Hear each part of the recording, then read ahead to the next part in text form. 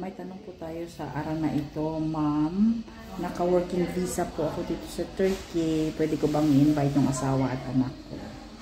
Yes, pwede nyo pong i-invite yung asawa at anak nyo, pero kailangan nyo lang pong may pakita yung bank statement nyo dito sa Turkey na malaki talaga ang pera ninyo, na kaya kailangan nyong i-sponsor yung asawa ninyo at ang anak ninyo na pumunta dito.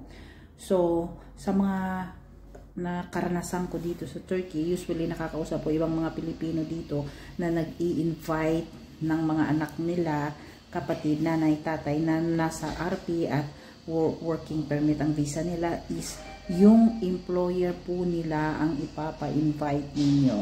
Kasi kailangan magpakita na bank statement ang employer na malaki talaga ang pera.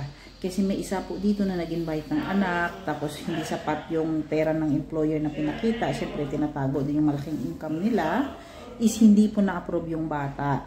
So, dapat po talaga is malaki ang laman ng bank account ninyo o ang employer ninyo na magsusponsor ng visa o magsusponsor sa pagstay ng asawa mo at anak mo dito sa Turkey. Sana nasagot ko yung tanong mo.